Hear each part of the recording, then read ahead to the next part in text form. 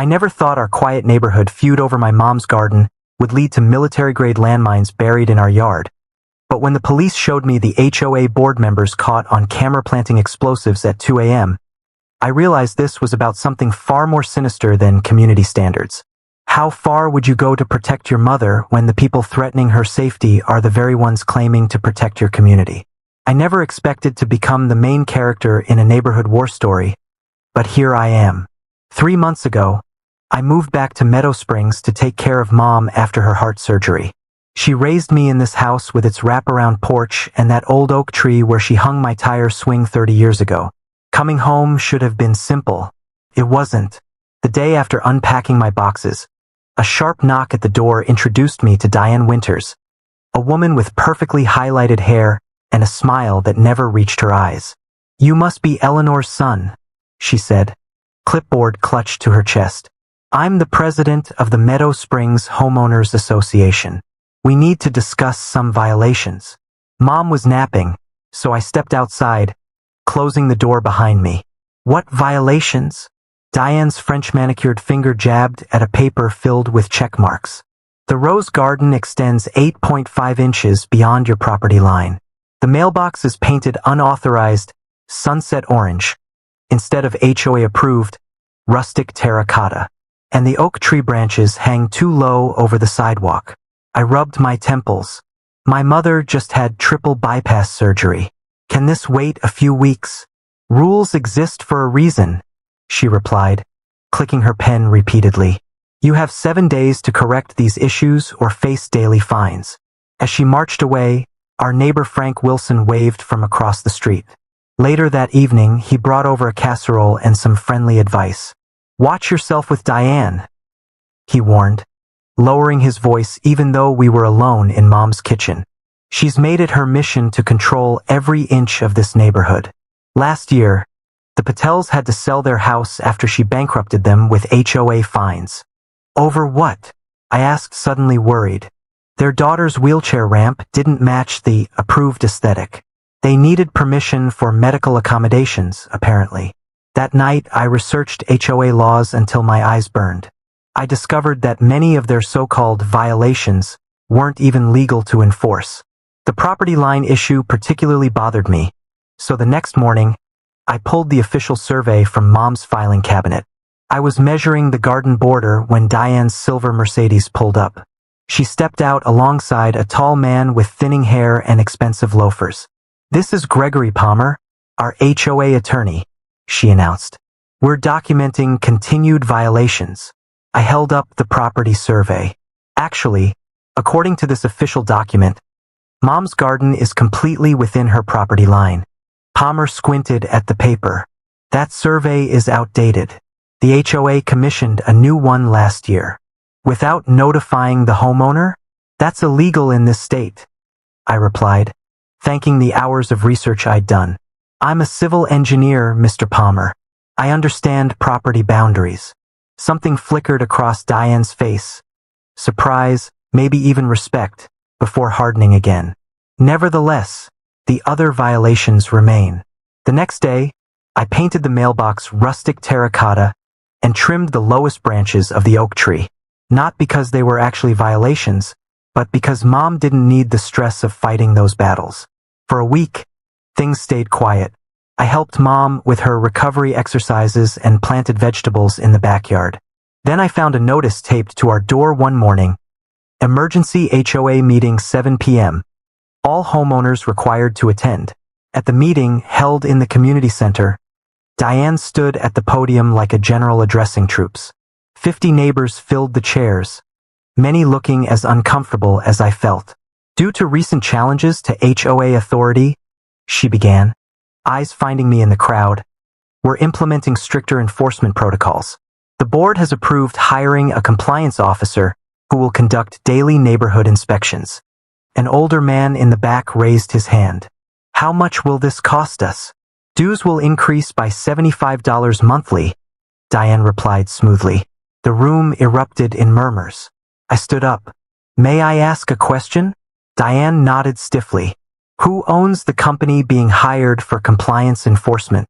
Her hesitation told me everything.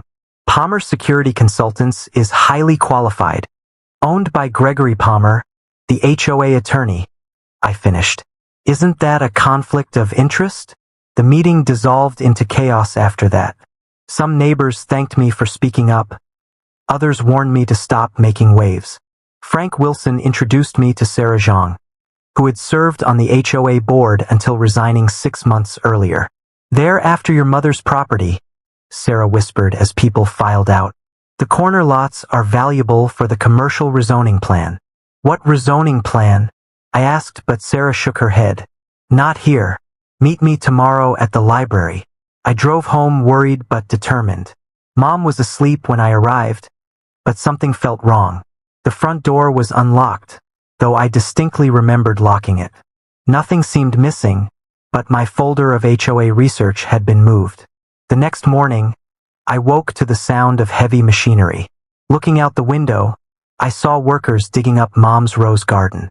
Diane stood supervising, a triumphant smile on her face. I rushed outside in my pajamas. "What are you doing?" "Stop this immediately.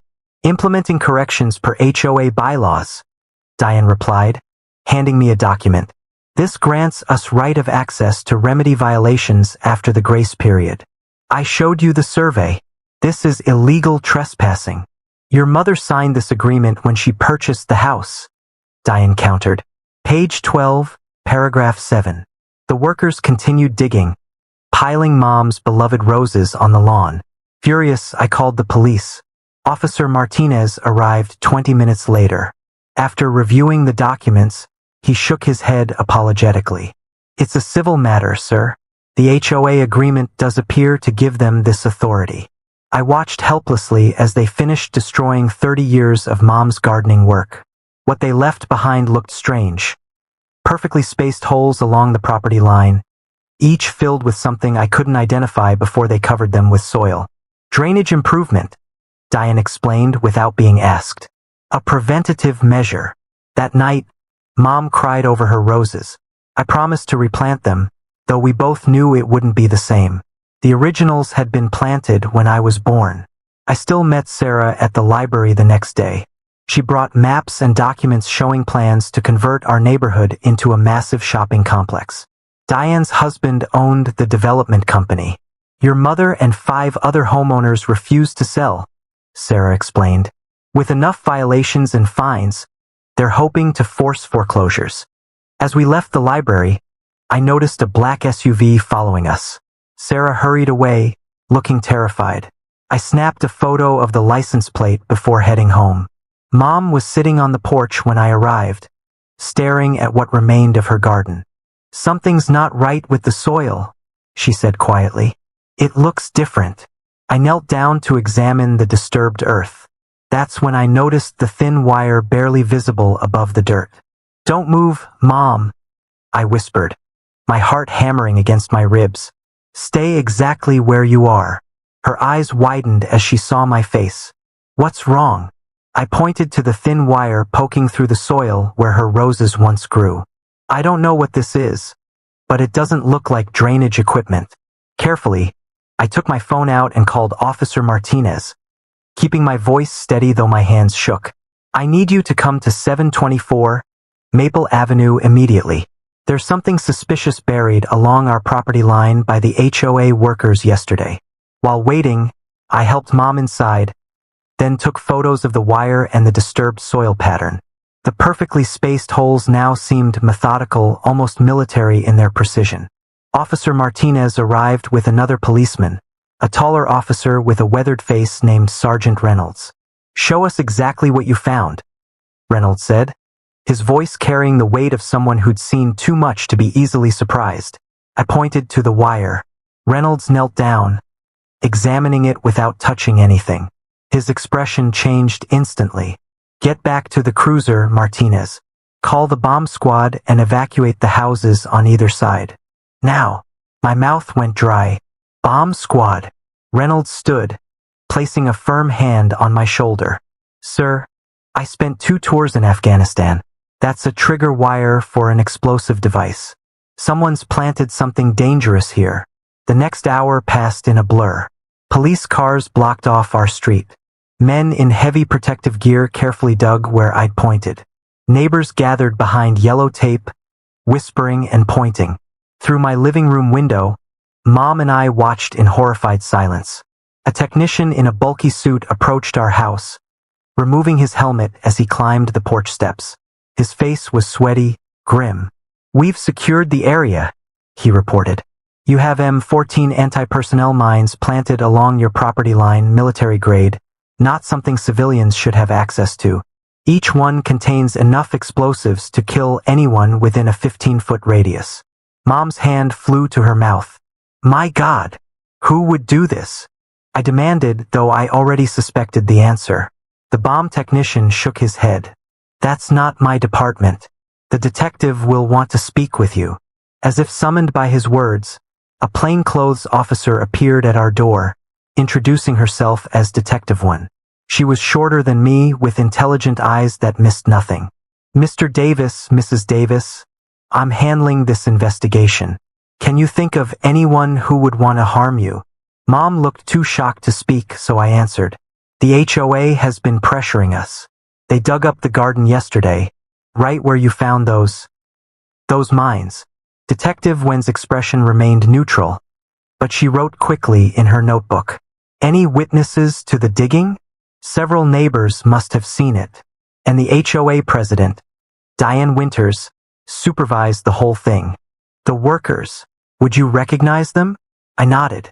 They wore uniforms from Palmer Landscaping Services. Related to Gregory Palmer, the HOA attorney. Detective Wen noted, connecting dots. "Interesting. Anyone else we should know about?" I hesitated, then told her about Sarah Zhang, the rezoning plans, and the black SUV that followed us. "You've been busy," Wen commented. "One more question. Do you have security cameras?" "No, but Frank Wilson across the street does. His system captures part of our front yard." Detective Wen's eyes lit up. "Let's pay Mr. Wilson a visit." Frank welcomed us into his cluttered home office, where monitors displayed feeds from several security cameras. "I installed these after my car was vandalized last year," he explained. "The system stores footage for 30 days. He typed commands, bringing up yesterday's recording. We watched workers in Palmer Landscaping uniforms digging up Mom's garden under Diane's supervision." "Can you go back further?" Detective Wen asked. "Maybe a few nights ago?" Frank scrolled back to 3 nights previous. At 2:17 a.m., the camera captured 4 shadowy figures in dark clothing approaching our property line. "Zoom in," one requested. The image quality wasn't perfect, but clear enough to identify Diane Winters, Gregory Palmer, and 2 men I didn't recognize. They carried duffel bags and worked methodically along our property line, digging small holes and placing objects inside. "That's our smoking gun," Detective Wen said, her voice tight with controlled anger. "Mr. Wilson, I'll need a copy of this footage." Mom's face had gone pale. "They were trying to kill us. Over a garden dispute." "Not just that," I reminded her. "Sarah showed me plans to turn our neighborhood into a shopping complex. Your lot is crucial because it's on the corner." Detective One was already on her phone, requesting warrants. "We'll need to search the HOA office and Palmer's business. Mr. Davis, is there somewhere your mother can stay tonight? We'll have officers stationed here, but I'd feel better if you both were elsewhere until we secure all evidence." My sister Angela lived an hour away. She agreed to take Mom while I stayed behind with the police. After Mom left, Detective Wen showed me something the bomb squad had discovered. A map in one of the duffel bags the suspects had accidentally left behind, marking planned mine locations across several properties. All belonged to homeowners who had refused to sell. "This goes beyond harassment or intimidation," Wen said gravely. "We're looking at conspiracy to commit murder, terrorism, illegal possession of military weapons." The list goes on. While we talked, her phone buzzed with a text. She read it, her expression darkening. "They just arrested Diane Winters at her home. She's claiming the HOA board knew nothing about this. Says it was all Palmer's idea." "Do you believe her?" I asked. "Not for a second," Wen replied. "People like Diane don't take orders. They give them." That night, as I tried to sleep in our empty house with a police cruiser parked outside. My phone lit up with a text from an unfamiliar number. Back off, or next time we'll make sure your mother walks into something that can't be disarmed. I showed the message to the officers outside, who added it to their evidence. Sleep became impossible after that. I paced the house, jumping at every creak and shadow. At dawn, I stood at the window watching officers catalog evidence along our property line. The horror of what might have happened kept hitting me in waves. Mom's daily routine included checking her mail first thing each morning. She would have walked right into those mines. Detective when arrived with coffee and news. We've got all 4 suspects in custody, but they've lawyered up. The DA is pushing for no bail given the severity of the charges. What about the text threat? I asked. We traced it to a burner phone purchased with cash. But here's where it gets interesting. The security camera at the store where it was bought captured Kyle Winters buying it. Diane's son. I remembered seeing a young man with her at HOA meetings, always on his phone, looking bored. Exactly. And when we searched Palmer's office, we found documents suggesting this isn't isolated to your neighborhood. They've done this in 2 other communities in the state. I sank into a chair, overwhelmed. All for money? Money, power, control. One shrugged. You stood up to them, questioned their authority publicly. People like Diane Winters can't tolerate that. The doorbell rang. It was Frank Wilson with a casserole and news of his own. The neighborhood's in an uproar, he reported as detective when excused herself to take a call. Half the HOA board has resigned. There's talk of emergency elections. Let someone else deal with that, I said wearily. I'm just focused on keeping Mom safe. Frank nodded sympathetically. Sarah Zhang called a meeting at her house tonight. A lot of us want to make things right, show that we're not all like Diane. Detective when returned, her expression serious. We just executed a search warrant at Winters Development Company. You need to see what we found. She placed her tablet on the table, displaying photographs of documents and emails. One showed a list of homeowners labeled Phase 1 targets, with my mother's name at the top. Another contained detailed instructions for acquiring and placing persuasion devices on selected properties. This wasn't just about your mother, one explained. You were first because you challenged them publicly, but they had plans for every holdout property. And there's more. We found connections to similar accidents in other communities where residents mysteriously decided to sell after strange incidents on their properties. How deep does this go? I asked, feeling the floor shift beneath me. Wen's answer chilled me to the bone. We're bringing in the FBI. This crosses state lines and involves military-grade weapons. Your HOA president isn't just a neighborhood tyrant. She's part of an organized criminal enterprise. As we spoke, another officer rushed in. Detective, we've got a situation. Kyle Winters just tried to access the evidence locker. When he was stopped, they found this in his possession. He held up an evidence bag containing what looked like a remote detonator. He was trying to trigger the remaining devices, when realized, already reaching for her radio. All units, sweep the Davis property again immediately. We may have missed something. I stood frozen, staring out at what used to be my mother's peaceful garden. Now a crime scene wrapped in yellow tape. Somewhere beneath that innocent-looking soil might still be hidden something deadly, waiting for the press of a button. What else had they planted that we hadn't found yet? You need to see this right now, Officer Rodriguez said, her voice tight with urgency. She spread photos across my kitchen table, images of Mrs. Henderson and 3 men digging in our garden at night. In one photo, a man handed her what looked like a metal disc. My stomach twisted into knots. Those are military-grade landmines, Rodriguez explained, only available through black market channels. This isn't random HOA bullying. They wanted someone hurt. I collapsed into a chair, legs suddenly weak. But why? Over 6 inches of garden space. Rodriguez tapped more photos showing documents with the HOA letterhead. Your mom's property sits at the corner of Pinecrest Drive and Maple Avenue, the only spot blocking a planned shopping mall entrance. Developers offered the HOA a $5 million kickback if they secured all corner properties. My hands trembled. Mom refused to sell last year. Some man in an expensive suit offered her triple market value. Tom Henderson works for Apex Development, Rodriguez said. The same company trying to build that mall. The doorbell rang, making me jump. Through the peephole, I spotted Sarah Zhang, the former HOA treasurer who'd always smiled at Mom at community picnics.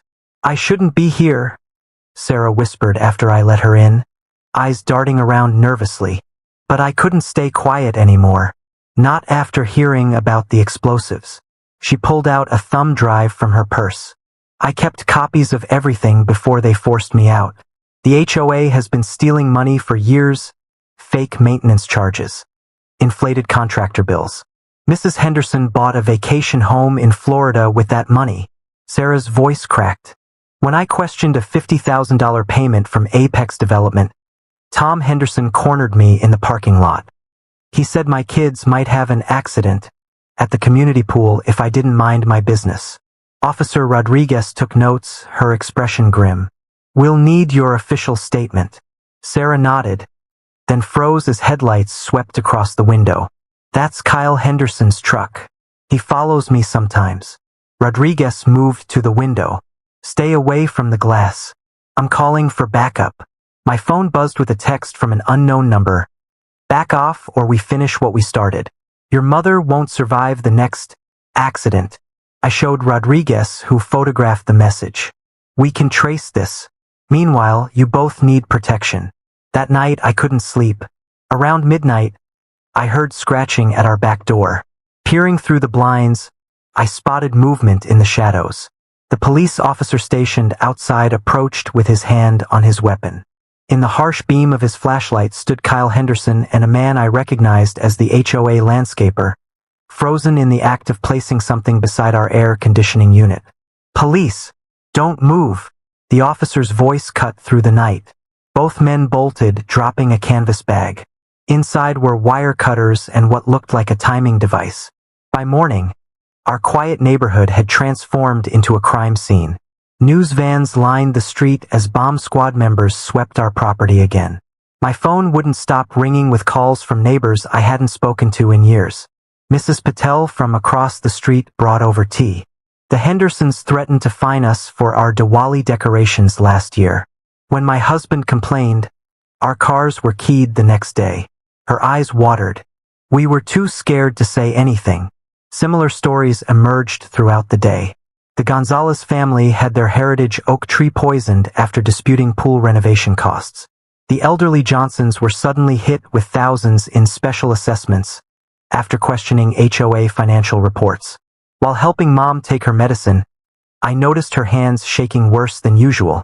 I should have sold when they asked, she whispered. I never meant to put you in danger. I held her frail fingers. This is our home. They don't get to bully us out of it. Later that afternoon, I met with Rodriguez at the police station. She showed me financial records they'd seized. The rabbit hole goes deeper than we thought. The HOA has shell companies, offshore accounts. This is organized crime level stuff. But they're just neighborhood busybodies, I said, struggling to process this information. Rodriguez shook her head. Mrs. Henderson's brother-in-law served time for racketeering. This HOA was perfect cover for money laundering and real estate fraud. As I left the station, my phone rang. Sarah Zhang.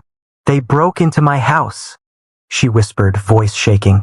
My files are gone, and someone spray-painted dead woman walking on my bedroom wall. I'm taking my kids to my sister's in Ohio. I clutched the steering wheel tighter. Sarah, don't run. That's what they want. The police can.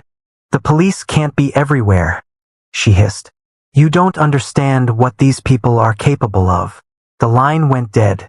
When I tried calling back, it went straight to voicemail. Driving home, I noticed a black SUV following me. It stayed 3 cars behind, turning when I turned. Panic rising, I pulled into a crowded gas station and called Rodriguez. Stay where you are, she ordered. Officers are on their way. The SUV drove past slowly. Through tinted windows, I glimpsed Mrs. Henderson in the passenger seat, staring directly at me. When I finally reached home, Mom was sitting with a stranger in our living room. a thin man with silver-rimmed glasses who introduced himself as Jackson Wells, a reporter for the local newspaper. "Your mother has quite a story," he said, smiling, "about HOA corruption and threats. I'd love to get your perspective too." Something felt off. The press badge hanging from his neck looked wrong. The colors too bright, the lamination uneven. "How did you get past the police officer outside?" I asked casually, positioning myself between him and Mom. His smile didn't waver. He stepped away for a moment. Lucky timing. I pretended to reach for water while pressing the panic button Rodriguez had given us. "Well, we have nothing to say without our lawyer present." "That's unfortunate," Wells said, standing. "Mrs. Henderson speaks so highly of your mother. Says she's been confused lately, imagining things.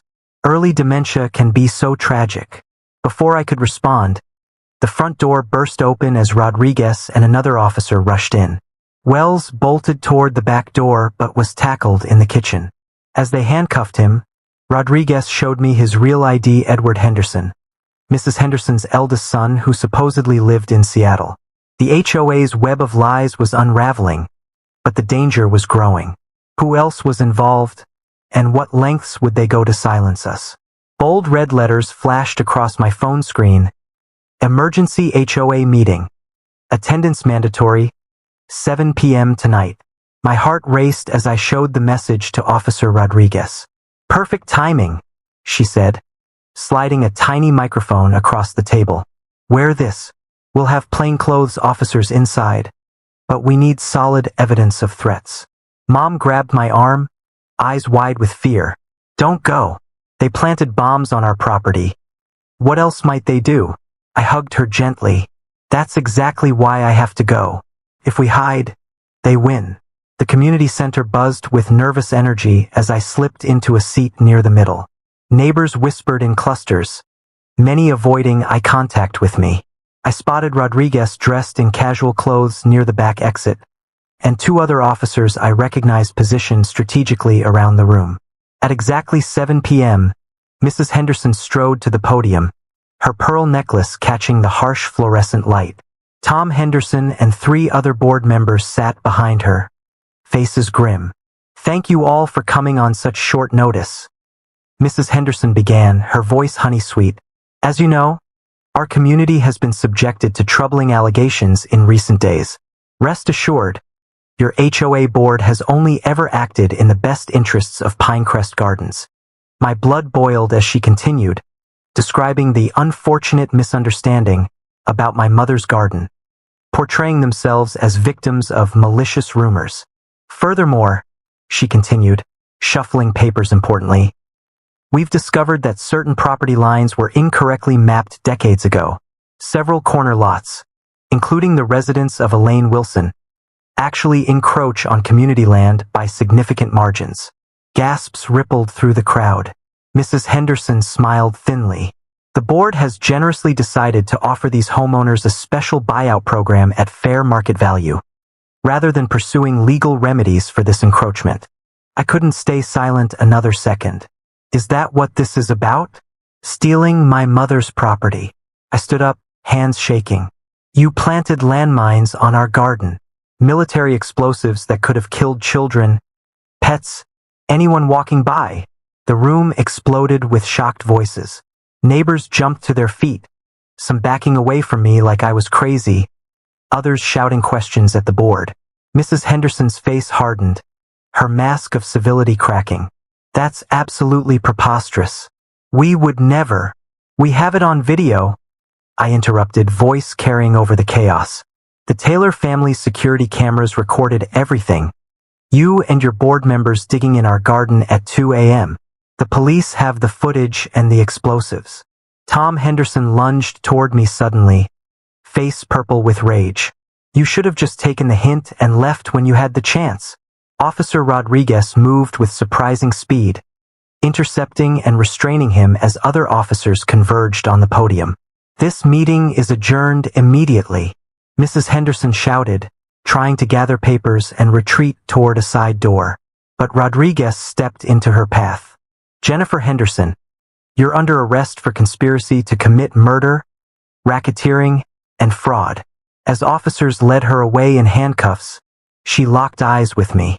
"This isn't over," she hissed. "You have no idea who you're really dealing with." The community center descended into pandemonium. Some neighbors rushed to comfort me while others hurried home, faces pale with shock. Mrs. Patel hugged me tightly. "We should have spoken up sooner. I'm so sorry." Outside, news vans had already arrived, reporters thrusting microphones toward anyone exiting the building. I spotted Sarah Zhang standing near a police car, giving a statement to a detective. My phone buzzed with a text from an unknown number. "You think arresting Henderson solves anything? The next attack won't have a warning. Sell the property by Friday or attend 2 funerals, yours and your mother's." I showed the message to Rodriguez, who immediately called it in. "We're tracing this. Meanwhile, we're moving you and your mother to a safe location tonight." Back home, Mom was packing a small overnight bag when someone pounded on our front door. The officer stationed outside drew his weapon as I checked the security camera. To my shock, it was Kyle Henderson, looking desperate and disheveled. "Please," he shouted at the door. "I need to talk to you. I had nothing to do with the landmines.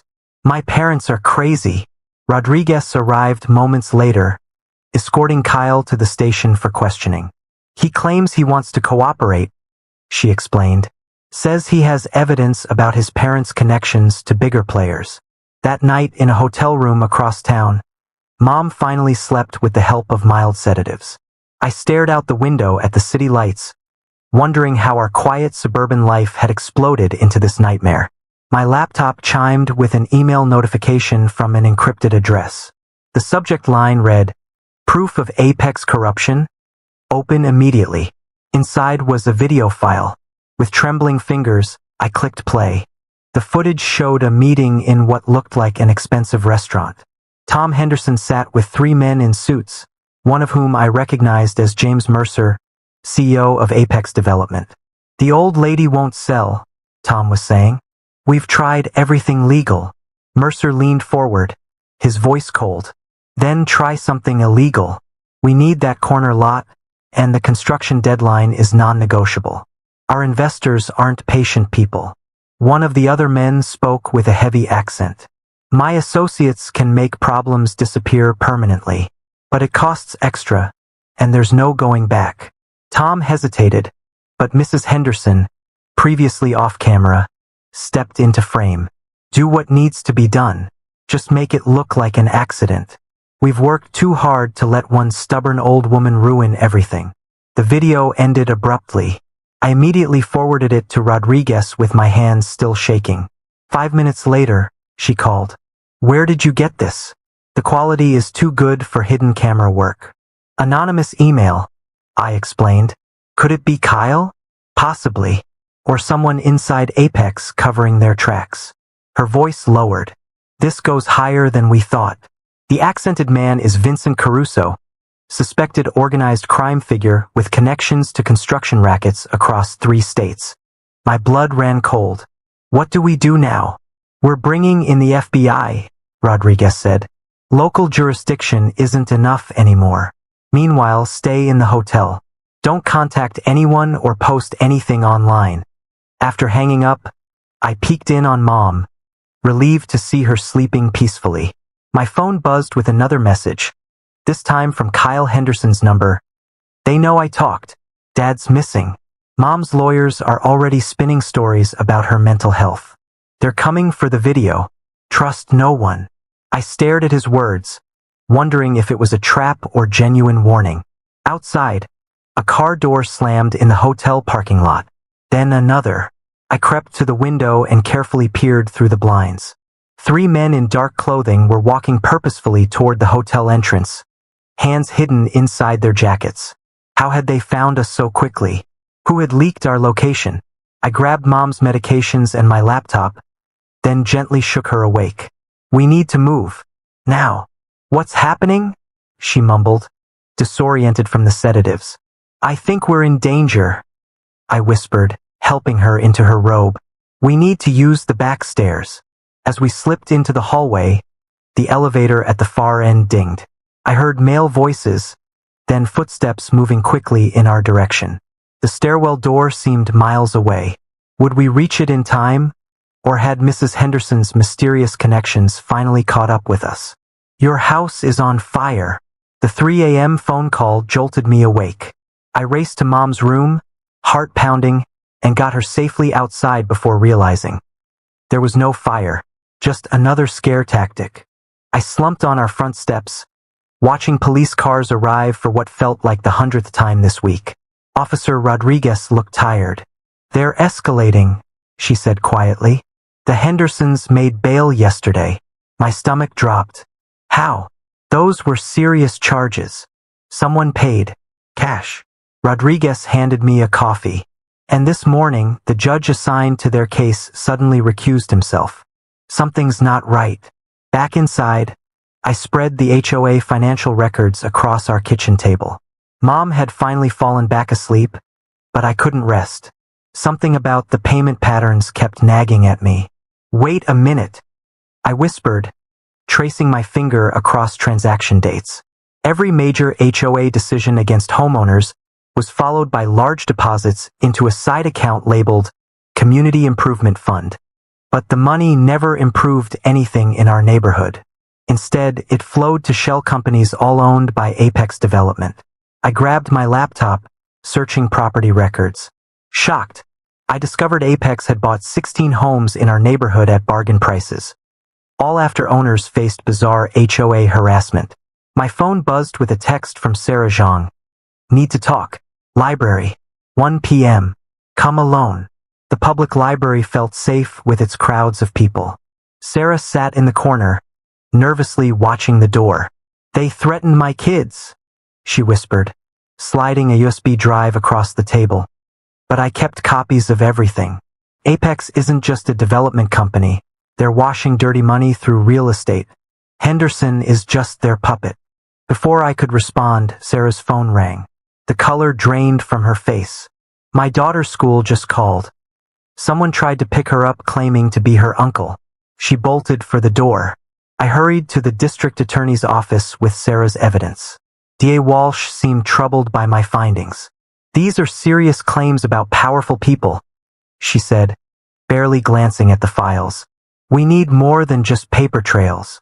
3 days later, the news hit.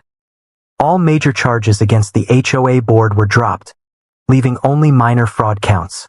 Mom's blood pressure spiked from stress, landing her in the hospital.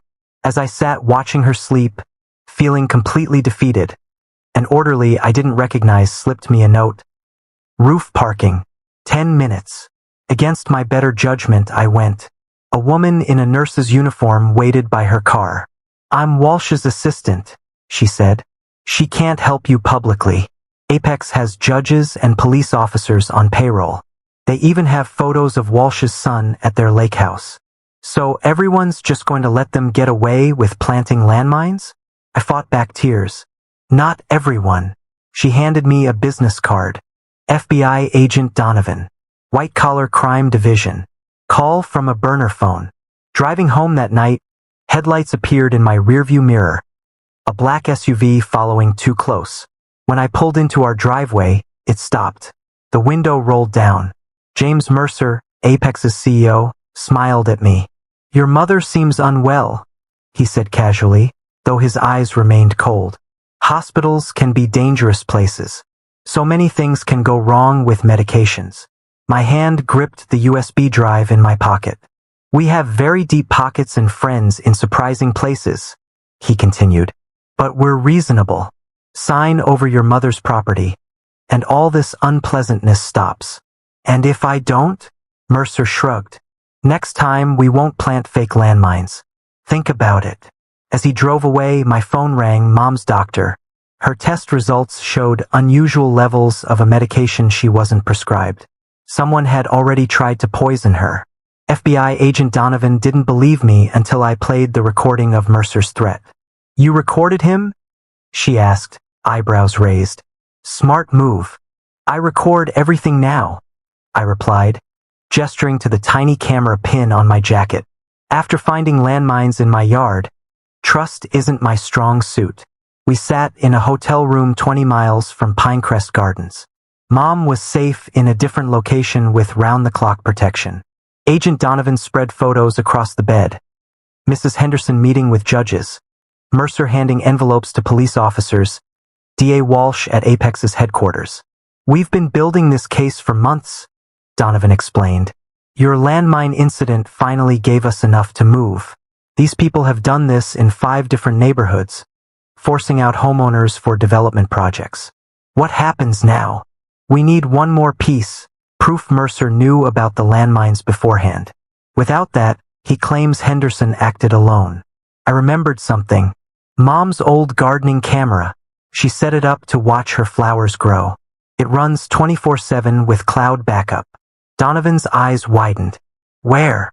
Hidden in a birdhouse, the camera had captured everything, including Mercer himself supervising as the HOA board buried devices along our property line. He'd been there the whole time. "We move at dawn," Donovan said. "I couldn't sleep that night, jumping at every sound. What if they had more people on payroll than we knew? What if someone warned them?" At 5:58 a.m., my phone buzzed. "Turn on the news."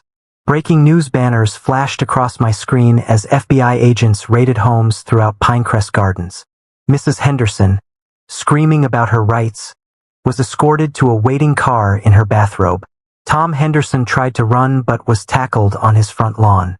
The biggest shock came at Apex headquarters, where agents discovered a room filled with HOA records from neighborhoods across 3 states, all showing the same pattern of harassment, property devaluation, and forced sales. By noon, they'd arrested 12 HOA board members, 5 Apex executives including Mercer, 3 judges, 6 police officers, and, to gasps from the press, District Attorney Walsh herself. I brought Mom home that evening. Neighbors lined the street, applauding as we drove past. Many held signs, "Welcome home," and "We believe you." "I didn't know we had so many friends," Mom whispered, tears in her eyes. "They were afraid to speak up before," I explained. Mercer had everyone terrified. Sarah Zhang appeared at our door with a casserole and news. The FBI found records of over 60 families who'd been forced out of homes across the state. Class action lawsuits were already being filed. Officer Rodriguez, one of the few honest cops, stopped by later. Henderson's singing like a bird to reduce her sentence. Claims the landmines were Mercer's idea, a tactic he'd used before.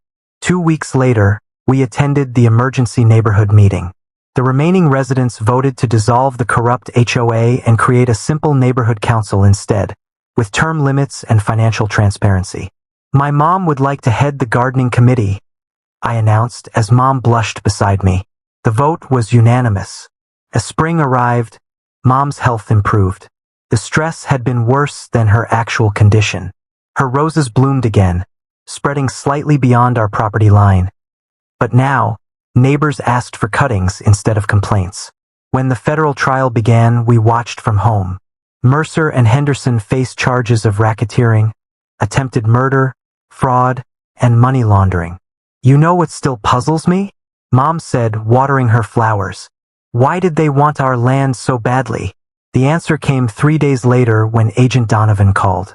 "Geological surveys," she said excitedly. "Your property sits on an aquifer. Apex wasn't planning a shopping center. They were going to bottle and sell the water, worth millions." Mom laughed until tears came. "All this over water? I would have let them drill a well if they'd asked nicely." That evening, as fireflies lit up our garden, neighboring families gathered for an impromptu cookout.